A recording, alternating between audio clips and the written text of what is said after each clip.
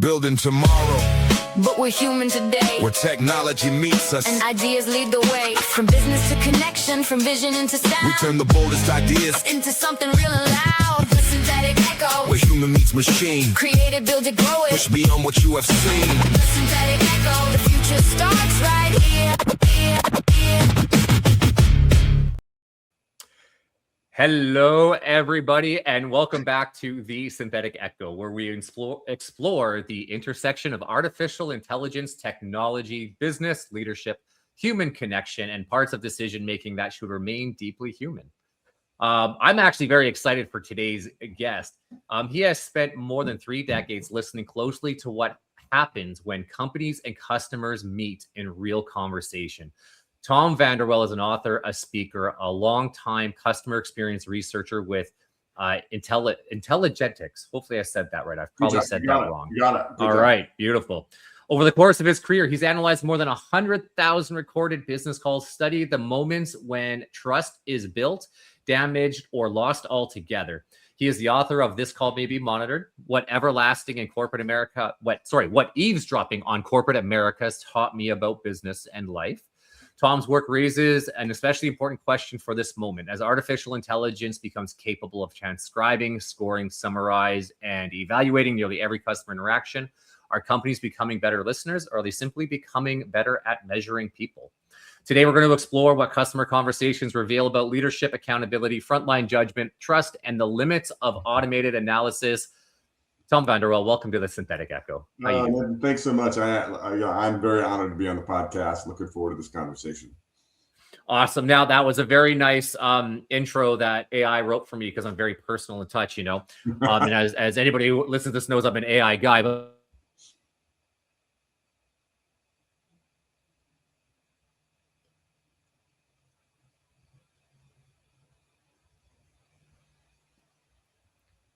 and here I am always bugging my people about having a stable connection, and my connection goes out for a second, so I'll have to edit that after. Sorry about that, Tom. Yeah, no.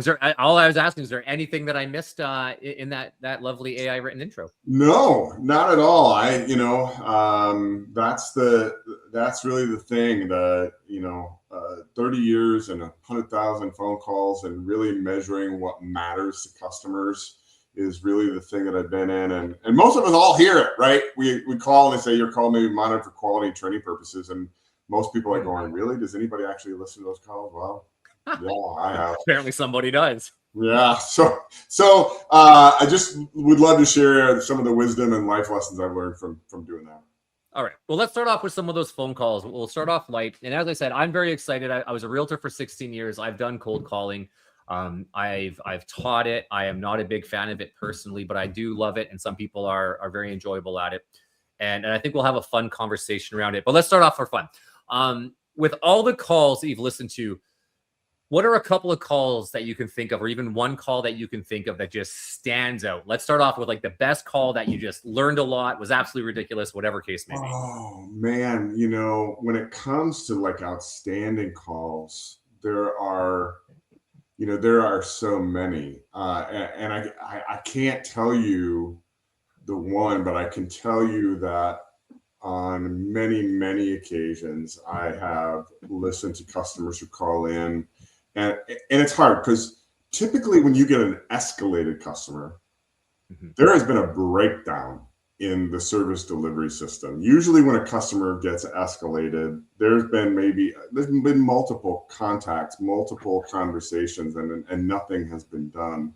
And you get that one agent who is empathetic, who takes responsibility and ownership for the issue, and really goes above and beyond, and leaves that customer who's on the edge of just walking away, and turns that customer like, you have made my day. You did what nobody else could do. Is there somebody I can talk to give you props and compliment you? And those are the ones that really stand out on the positive end. So let's dive into that a bit, because I'm a big believer in framework. If real estate and AI business has taught me anything, it's that this isn't just a natural talent that people have. Like people may have a natural talent for talking, yet there's always a framework, a scripting, something that they do in behind that. So maybe instead of a standout call, what are some of the standout things that you find that all these amazing individuals that handle it properly, what do they do? What's consistent? Yes. And this is what's really cool because, you know, people kind of go, oh, this call me monitored. You work in big sweatshop contact centers in big corporate America. And yes, I have worked there. But I've also worked with clients that my smallest client was one guy working out of what used to be a janitor's closet. I worked the whole thing. So when you talk about real estate or you talk about financial services or being an attorney or being, you know, whatever, where you're really in this kind of one-to-one, the principles are the same. So in my book, I talk about what are the three universals that all customers desire. And I call it the holy trinity of customer satisfaction. And they are in order. Number one, I've got a question or an issue and I want that thing resolved, hopefully in one phone call or one interaction, one contact. That's always number one. Number two is I want to feel like I'm cared for as a customer, like you with empathy, with courtesy, with friendliness, like we've got this personal service relationship and you care about me as a person. That's number two. And number three is respect my time, which is highly correlated to resolve my issue. Because if I have to make 2 or 3 or 4 contacts to try and get this thing resolved, you've already wasted my time. And so what I find in what I train clients in is these three things are universal. So if you've got, you're in real estate and you got a customer who makes a contact, says, hey, I've got this question. Those three things, number one, responsiveness. Don't waste my time. You're already on the clock. How quickly am I going to respond and get back to that customer? That matters. Mm-hmm. Number two, did you resolve this issue or answer my question? If you can't or you don't, and here's another little thing that I teach people. Maybe I can't answer the question because what you asked, I gotta call the home office, or I need to look into this, or whatever, or contact the seller's agent and talk to them about that. I can at least try and manage your expectations of when I'm going to get back to you. I always teach people, always give a time frame for when they're going to hear back from you that is not open to interpretation. Not in a bit, because what's a bit? Not shortly, because what's shortly? In a while, what's in a while? No, you want to, and people are like going, well, I don't know when I'm going to hear back from this other, the seller's agent. Well, okay, yeah. But you've done this long enough. Like, look, all right, I'm going to give them a call right now. If it's likely at this time of the day, I'm probably not going to hear back from them tonight. I might, but it's probably going to be tomorrow. Either way, if I haven't, I'll check in with you tomorrow and let you know if I've heard anything or not. That way they can manage that expectation.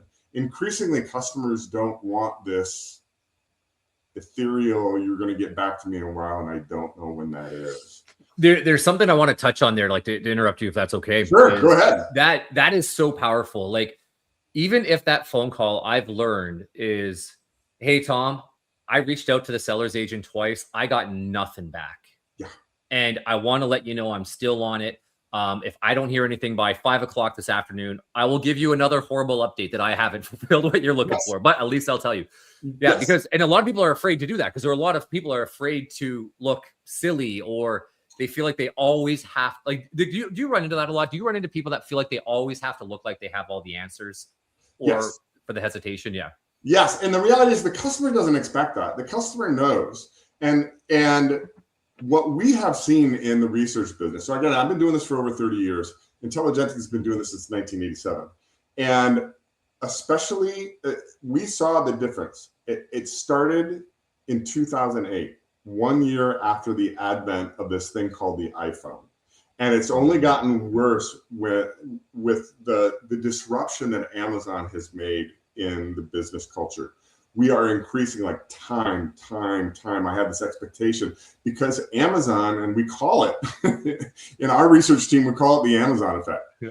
customers are like going, I'm used to getting a text message going, oh, there's been a disruption. Your product's going to be delayed a day. And so now we expect that even with an interaction with my realtor. I expect you to update me and let me know where things are. And there are so many professionals who refuse to do that and make that priority of, I'm going to keep you updated, even if I'm just shooting you text messages going, I still haven't heard. Still haven't heard. It's funny you say that with Amazon. I can't remember what I had to order offline the other day, but I was like, are you kidding me? It's going to take 7 days to get in. And that's with rush shipping. There's not a chance. I'm like, why don't you just go sell your product on Amazon, please? Exactly. I'm like, I try to be patient, but it's just like, no. It is, and it's been, especially in, so Intelligence has done a lot of business in like the B2B world, like components and manufacturing and this, that have traditionally not operated by the rules of retail customer service and satisfaction. It's like, well, it's manufacturing. It may not get there. And what we're seeing is that the Amazon effect is quickly taking over the B2B industry. And these B2B companies are like going, well, we've never had those expectations before. Well, you do now. And you're going to be behind the 8 ball if you don't change your systems and operations to meet those expectations. See, that's it. Man, there's 2 ways I want to go right now, but I'm going to leave the AI and how to fix that problem afterwards. I want to ask a first question first, because this is a part that I find intriguing. In the real estate world, so in 16 years, or even in my AI world, I often get face-to-face with a company and a business, and it's very easy to read. I can tell you when you're getting bored, when you're losing attention, when I'm blabbering on, blah, blah, blah, like I am now. How do you do that on the phone? Like one of the things is, what are key things that you would listen for to see when someone has either built or broken trust on the phone? And how can you trigger someone like I'm losing my mind, but the person who's making the call, how can you give a trigger to them to say, hey, when you see or hear this, you have to reestablish that? Absolutely correct. And over time I've learned a lot of those things, and like in call coaching. Let me give you a classic example. So one, contact resolution, that's what customers want. I was listening to a call just last month. And by the way, I still listen and analyze calls all the time. Been doing it even this week. I continue. Honestly, it sounds like a little bit of fun. I'm waiting for your bathroom book to come out to be like, hey, you should hear all these constantly doing it. So I'm listening, and I'm actually just coaching this agent, and customer said, yeah, I got this problem. Okay, what's your account number? Blah, blah, blah. Pull it up. And as they're waiting to pull up the account number, the customer very quietly goes, this is like the 4th time I've called on this, and nobody's been able to resolve it for me. Now, not angry, not escalated, and you've left them in dead air while you're pulling up the account and looking through the notes or whatever. So you've given them this opportunity. And they have just quietly told you that, like, no. This is like my 5th call. Your company has already dropped the ball 4 times. And a savvy customer service representative is going to immediately hear that and go, oh, because I know how important one call resolution is. I know how time is important to my customer. So you step in and you do what I always train is what I call an empathy resolution statement. The number 1 thing they want is resolution, but they also want to know you care. That's the number 2 thing. So a quick like going, oh my gosh, well, I am so sorry you've had to call in so many times. What I am going to do, what I will do right now is I'm going to pull this thing up. I'm going to figure this thing out, and one way or the other, I am going to get you an answer. The customer immediately goes, oh my gosh, I got somebody who cares. And I heard that in your apology. But you are now really focused on, I'm taking ownership for this, and I'm going to see this thing through, which is obviously something they haven't had in the previous 4 phone calls. And that can make all the difference in the world. That's so fascinating. Again, my brain relates into the real estate world of it. Just, there's so many things that are out of our control, and that conversation would just be so easy to say, hey, it sucks that agent left your front door unlocked and wide open, and now you have 14 stray cats in your garage. how can we just go and fix this, right? Let's find instead of just ignoring it, letting it sit or anything else like that. Yes. In every Amazing customer service issue that I've encountered in 32 years, I can trace back to a communication breakdown, either miscommunication, no communication, or promised communication that didn't happen. That's insanely crazy. No, yeah, okay, we're gonna leave that one right there because I'm just gonna snapshot that and I'm just gonna send it to every realtor I know because that's actually the number one complaint in the real estate world is no communication. And like what we're talking about here is crazy because people aren't necessarily expecting everything. They want the solution fixed. They want to know why it isn't fixed or be kept up to date. But I think there's this idea that on the other end, this person is your client is somehow blaming you. Like it's like, oh my goodness, I can't believe Tom doesn't have this fixed yet. But when you go this extra mile, I appreciate it. We're frustrated, but I appreciate it, right? Yeah, and I would tell you, and this is across the board for any business, the biggest mistake you can make, and this is a lot of people. Well, I'll just get back to them when I have an answer. No. That's the biggest mistake you can make. I will get back to you with regular updates of where we stand. And so that you constantly know that I'm on top of it, I haven't forgotten you, and I'm still working on it. The whole I'll get back to you when I have an answer is a recipe for dissatisfaction, disloyalty, and I'll find somebody who'll take better care of me. Yeah, no, I think that's amazing. I absolutely love that because I often hear that as well in all fields. People hate to not have an answer. And it's interesting too. One thing I just had this other conversation with someone. One thing I really want to encourage people who are on the other end of that phone, mistakes are actually pretty awesome because they actually give you a time to shine and show who you really are. Like when you have a small business or you're more independent, we're not talking about the guys who work for the big cell phone companies that are trying to upsell you. I mean, like when you're talking about a more personal family-based business and a mistake happens, all those times you said I would work hard for you, you now have the chance to prove it, right? And you don't get that very often. You want to talk about an opportunity to build massive trust. A mistake happens and you get to build it, right? Exactly right. And, I'm kind of in the same place, Nathan. Intelligentix is a small firm. We compete against JD Powers and Gallup and McKinsey and Qualtrics and all these major, but we have the founder of our company, his name was Chuck, and he always said, I'd rather be small and profitable than huge.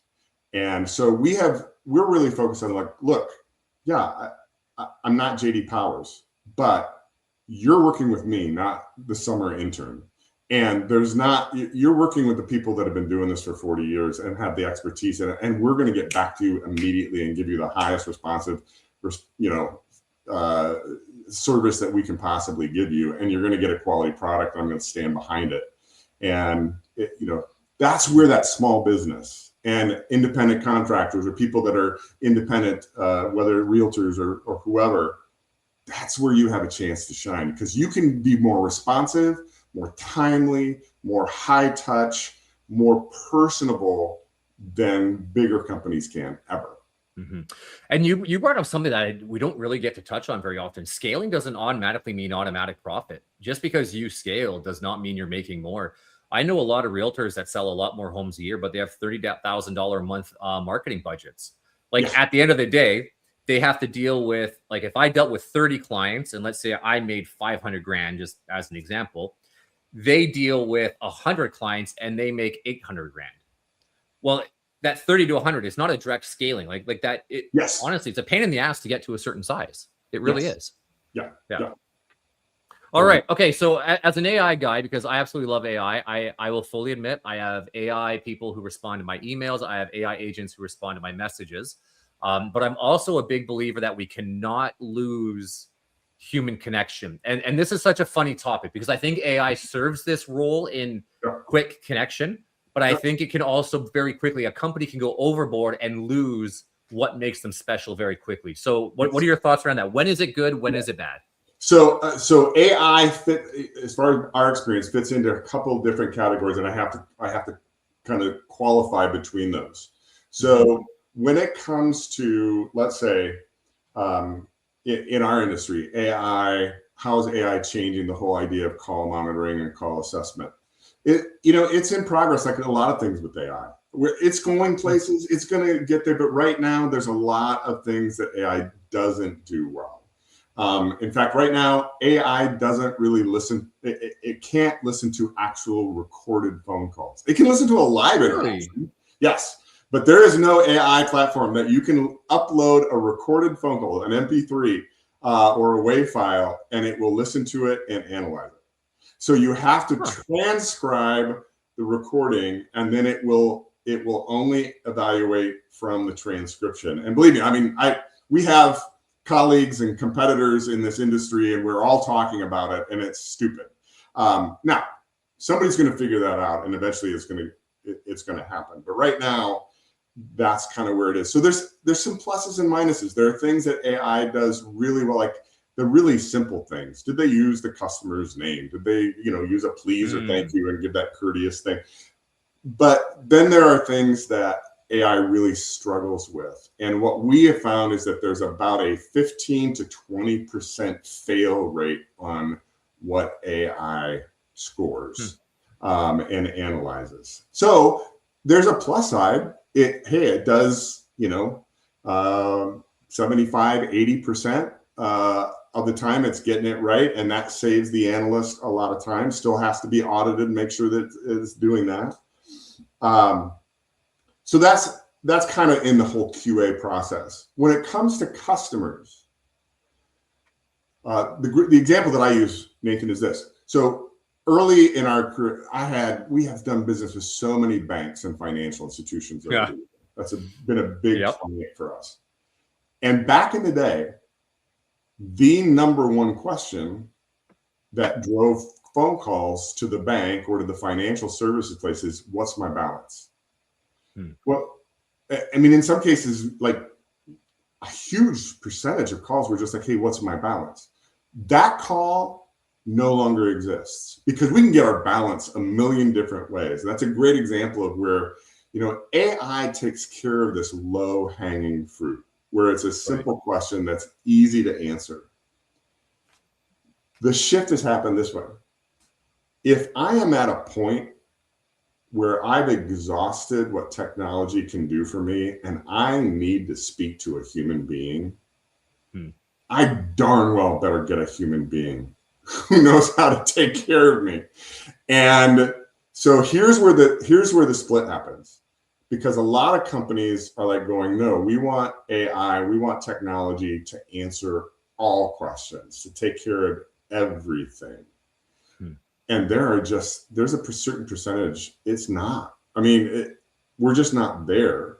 And you're only going to escalate anger, dissatisfied customers, and there's a certain percentage of your customer base you're going to lose if you don't have at least some human beings who are capable, willing to take those calls. The other side of that is simply this.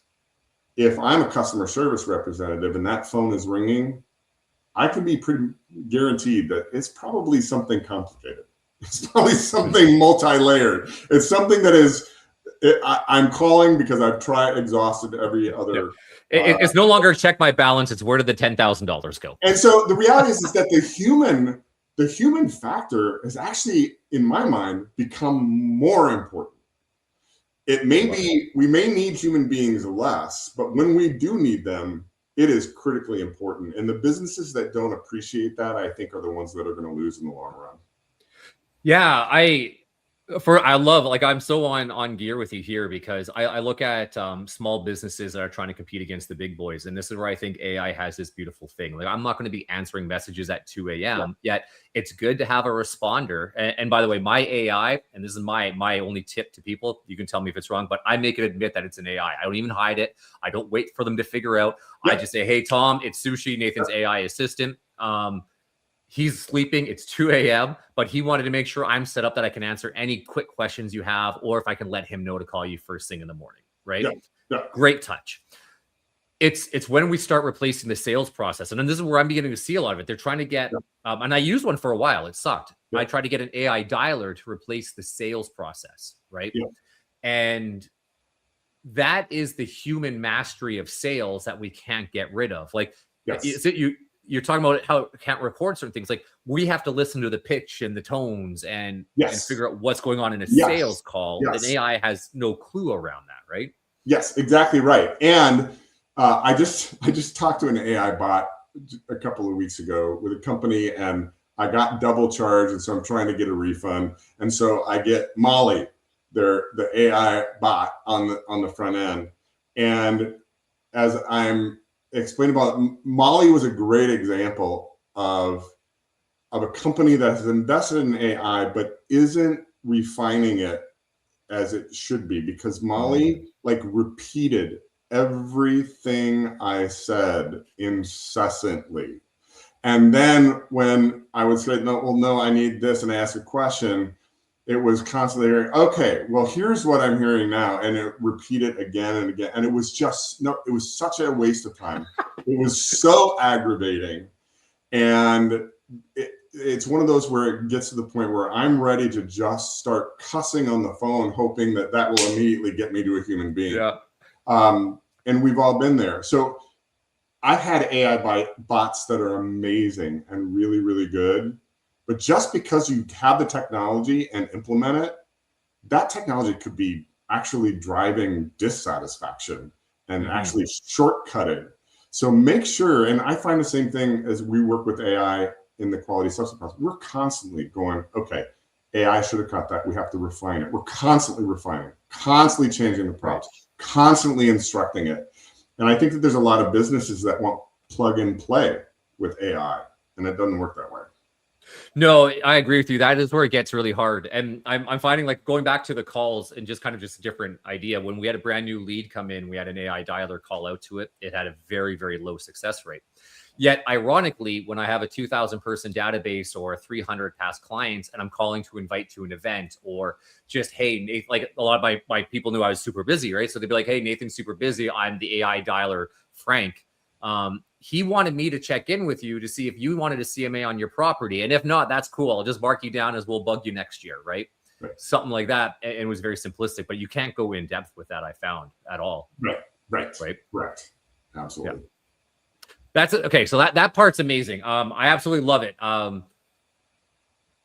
want to give you the last 10, 15 minutes to brag about yourself. What should I go tell people to buy from you? Absolutely. Because I will. I've really enjoyed this. And what I really hope people listen to this is that at the end of the day, human connection, it doesn't matter what happens. In the real estate world, I do a lot of real estate training still, right? And I do a lot of introduction of AI into the real estate world.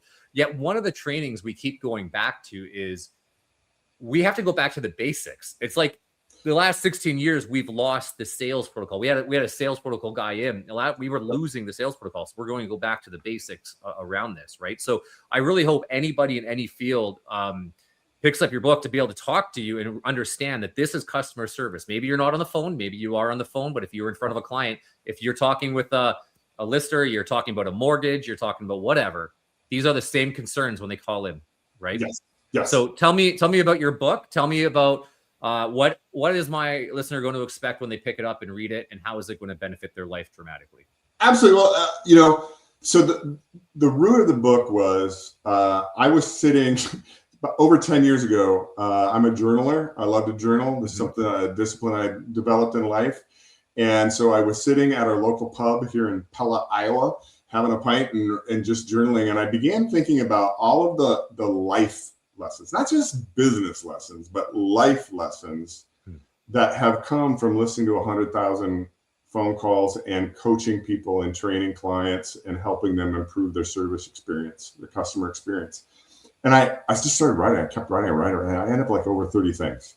And I looked at this limit going, oh my gosh, this is a book.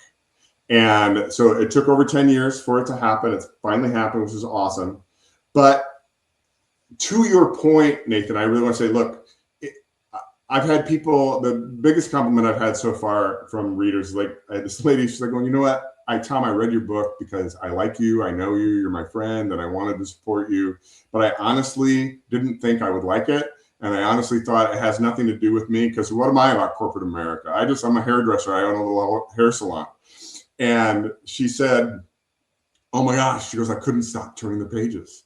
She said, you have great stories. She goes, and you talk about the things that you talk about are lessons that apply to my marriage, apply to me being a parent, apply to me just in human relationships and communication.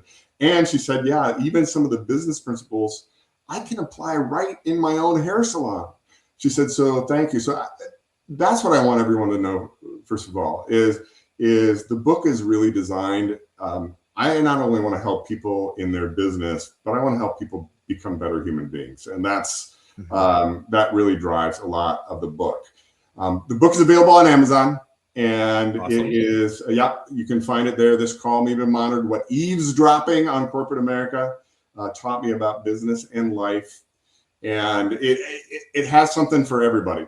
And there are lessons in there. And if you only care about the business lessons, you can just cruise that. And then the life lesson things is a different section. And if you want to skip that, you can do that too.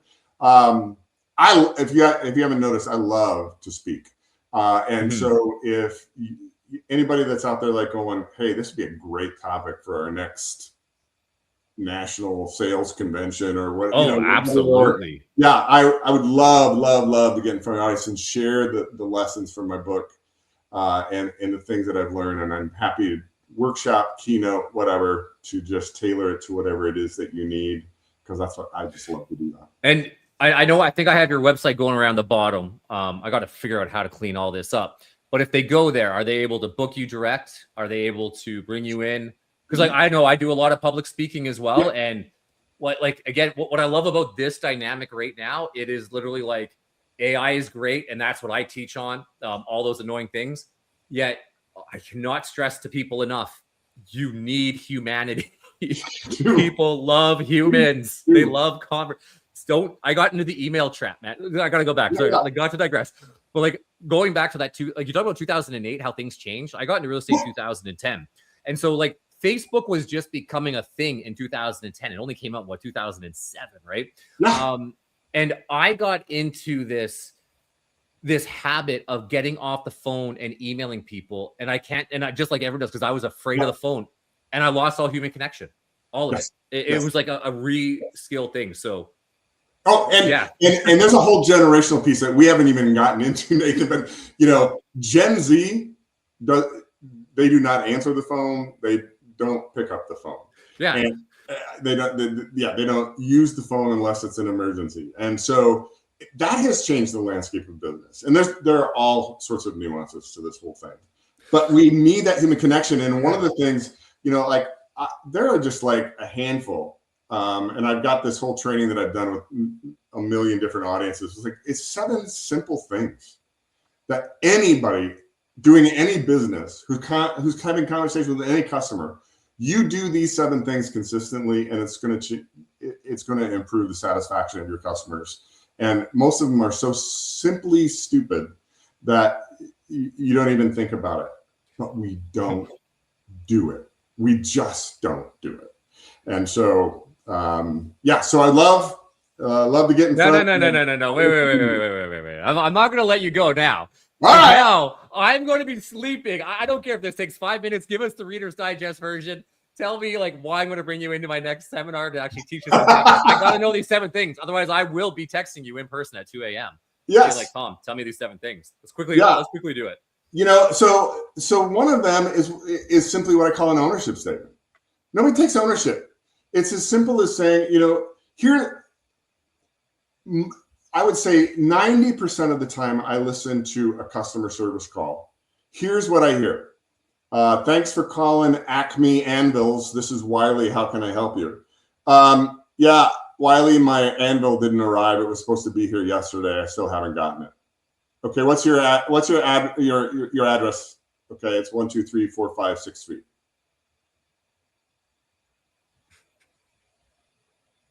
Nothing. Nothing. And I get it. Wiley's pulling up the account. He's trying to figure out what's going on, but he has said nothing to this customer. What an ownership statement is simply going, let's go to the empathy resolution statement. All right. Well, Bob, I'm so sorry you didn't get your anvil. I'm going to pull up your account. I'm going to take a look here, and we are going to figure this thing out. And if I have to get a new one out to you right away, that's what I will do. Boom. You're taking ownership. You're being empathetic. You're taking care of it. Most business people on the phone, they just sit there and leave their customers in this unexplained dead air. I have to share this quick story about this because you talk about that ownership statement. As you may notice from behind me, I'm a little bit of a geek. And I took my daughter to Disney and we built custom lightsabers together. And I live in Canada, so we got them mailed back. And of course, I had to buy extra lightsabers because that's the way it is. Of course, right? My wife loves me. Anyways, they came, and I'm not one to complain. And one of the lightsabers didn't light up properly. So I'm like, oh, what do I do? I'm like, I don't like to complain, but I'll call Disney. You talk about an ownership statement. Not only did they take it, they did it in the best way possible. I called them up and I was like, yeah, so this isn't working. They're like, oh my goodness, I'm so sorry to hear that. With all the trade federation disputes we've been going on, a lot of our things haven't been shipped properly. And I'm like, wait, what? And then they're like, yeah, listen, I got to get off the phone. Just give me a second. I'm going to hold right here. I got to go talk to the Jedi Council. I think Yoda just walked out. I'm going to let you know if I can get you something replaced here. Right. And then they come back, and that was the whole thing based around. And then at the very end, they're just like, oh, yeah, we talked to Yoda and the Trade Federation problems are still happening. So don't even worry about sending it back. We don't want it. You keep them, you donate them, you give them wherever. We're just going to send you new ones. That's all. It was pure ownership, and it turned this problem into this amazing thing. Okay, so number one, ownership. Sorry. Yeah. And, and I have to tell you, I have a great, and this goes all the way back. There's so many companies that don't do this. Have fun with your brand, man. So that's a great example of just buy into the brand. Gateway Computers back in the day, and a lot of people may not remember Gateway Computers, but at one time, there was one of the biggest computer companies in the United States out of Sioux Falls, South Dakota, and the boxes were all like cows, like cow spots, because it's South Dakota. So when you called Gateway back in the day, the first thing you heard was cows mooing in the background. And they have this like little, kind of folksy country music come in, and the lady that does the IVR, they hired some professional actress who sounded like, the farmer's daughter. And she was, it was just perfect because it was the brand. It's sort of like, oh, this is what I'm getting. Same thing. How can I take this experience? They're a captive audience when they're on that, voice response unit, when they're getting that front end message. They're a captive And how audience. do you stay mad? Like, make it entertaining, man. You're like, oh my goodness, I know I just lost my life, but yes, that's so good. I love it. Too many companies don't maximize that. So yeah, ownership statements are one. Here's the other one. It's real simple. Common courtesy. A please when you ask for information. A thank you for that information. When I started this 30 years ago, and I would do a pilot assessment of a team. They didn't know what we were listening for. We hadn't trained them. This is just where they're at. And I would, so one of the things we'd listen for, hey, when you ask for the account number or the order number or the product number, did the customer at least get a please or a thank you? And it used to be like common to run 40 to 60% of the time they did. Today, you're lucky if that percentage is in the double digits. Most of the time you're looking at well below 10% of the time the customer gets just a please or a thank you. And we are becoming an increasingly discourteous culture. And so this is a huge opportunity to differentiate from everybody else just by being a courteous person. By saying, please, thanks for being a customer. Thanks for your business. My biggest example of this is Chick-fil-A. You know what? Wherever I go, when I do customer service training with a new team, I often will ask, give me an example of a company that gives a great customer experience. By far, the number one answer I get is Chick-fil-A. And when I say, well, what is it that Chick-fil-A does? It's always two words. My pleasure. My pleasure. You go into Chick-fil-A, say, hey, thanks. They always respond, my pleasure. And over the last 15 years, I can tell you that Chick-fil-A has leveraged two courteous words into a national reputation for having a great customer experience. How simple is that? Wow. I know. I'm just all right.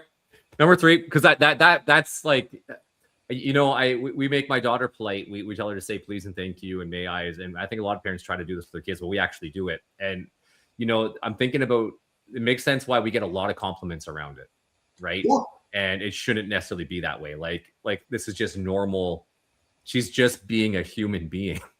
That's it. Yes. Well, and yes, God treating you the way she would like to be treated. But there's just too many young people that haven't been, and they just haven't been taught. Oh my goodness. Yeah. All right. Number 3. All right. So yeah, the apologies are the most misunderstood service skill that there is. Absolutely. And it's the hardest thing that I've had to train on in 30 plus years. It's the one that I get the most pushback on. And it's the one that people are the most reluctant to actually buy into and leverage. And what I've discovered over the years is because it really comes back to family of origin, comes back to the family system in which I was raised, and the culture that I was raised, where I have this, the stigma that, hey, the way I was raised, if you apologize, it meant that you're admitting you did something wrong, and dad's gonna, punish you, and blah, blah, blah. Well, here's the thing. When you pick up that phone and you say, Acme Anvils, this is Tom, how can I help you? The customer doesn't consider they're talking to Tom. They're considering that they're talking to this company. You represent, that's the name of the job. You are a representative of this company. And so when you say, hey, I'm sorry that happened, here's what I'm going to do, the customer is hearing, hey, at least somebody at this company cares.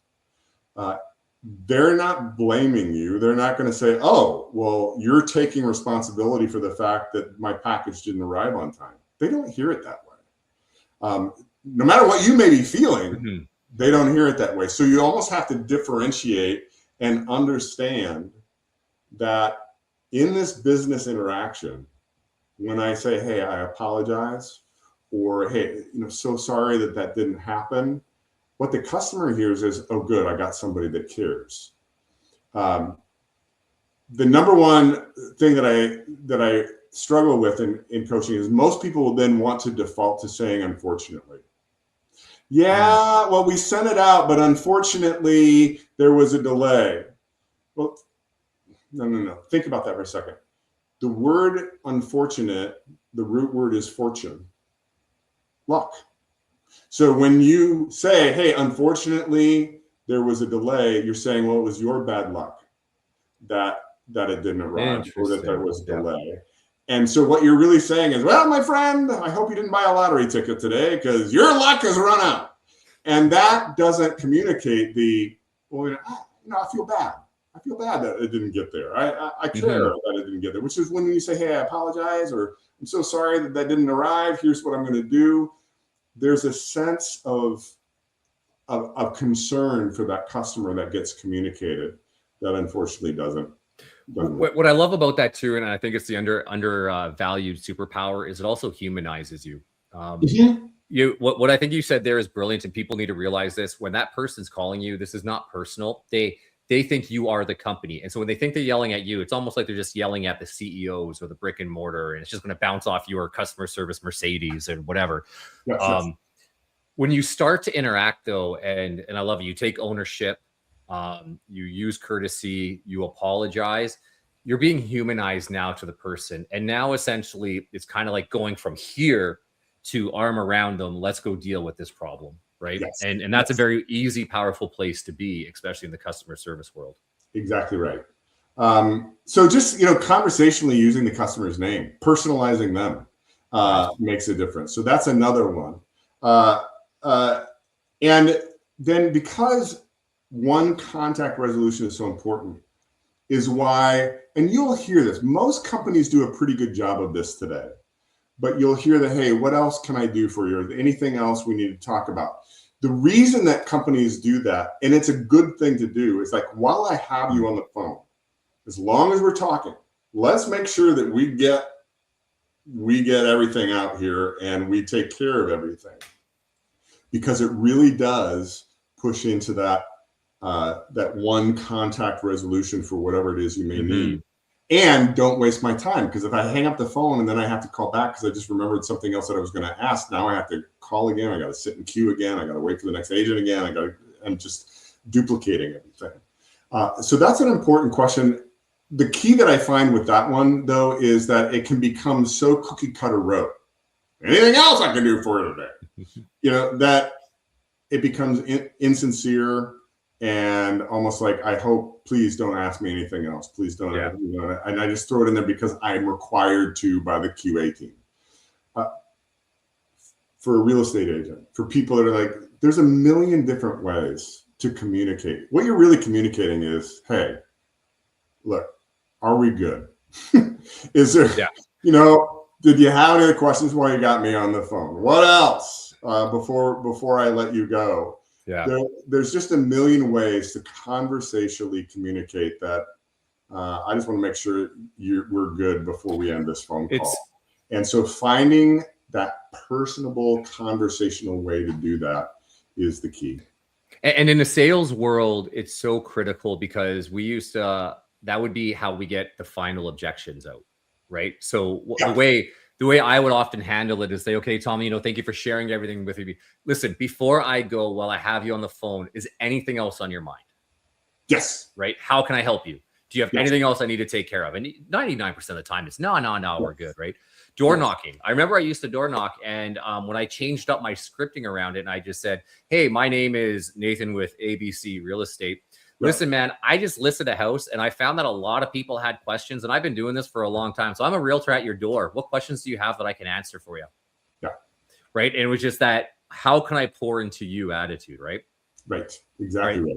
That was number 5, right? And that's what customers want, because they want, ultimately what a customer wants is somebody that I feel like I know, who I can call directly, who's going to take direct care of me and treat me as a person. Exactly. Awesome. So I've given you, I think, 5. I'm gonna leave the last couple. No, leave it there, because this way people now have to bring you in for the last 2. Exactly. And they should. Absolutely. This has been great. Tom, I'm gonna let you have the final word before I say close. Is there anything else I missed? Anything else you want to say? We've covered so much. Yeah, I would welcome people. Find my book on Amazon. You can go to tomvanderwell.com, which is my personal website. And you can find out there about my speaking. I've been writing this blog for over 20 years, and it's now a podcast called the Wayfarer Podcast and Blog. And you can find out more about it there. I'm on all the major platforms. Just search for Wayfarer Tom Vander Well. And all the links will be in the description as well, folks. So you can definitely, check this out. And obviously, company name is Intelligentix right there. And that will be the link in there as well. So if there's something you're looking for, a company that can help with measuring customer satisfaction, with doing a kind of customer feedback survey or quality assessment or training coach, let me know. I'd love to work with you. Awesome. That's absolutely amazing. Well, man, I really do 100% appreciate this. I specifically try not to deep dive in before any of these because I love to see where the conversation goes. And this has went to some pretty awesome places. And I love right now how this is going to hopefully help everybody in the sales world training, but also in the handling of disputes, man, you're not wrong when this can handle family and everything. So Tom, thank you again for sharing your experience, your stories, your insights. And to everyone listening, thank you for joining us on The Synthetic Echo. Follow Tom, check him out. And this is where we continue to ask not only what technology can do, yet what should also remain human. Have a good one, folks.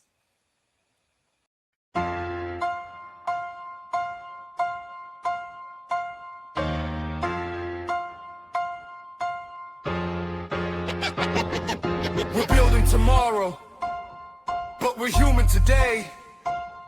Where technology meets us and ideas lead the way. Business and connection, growth in every sound. The future keeps on calling. Can you hear it coming now? Where human meets machine, create it, build it, grow it, and shape what comes between.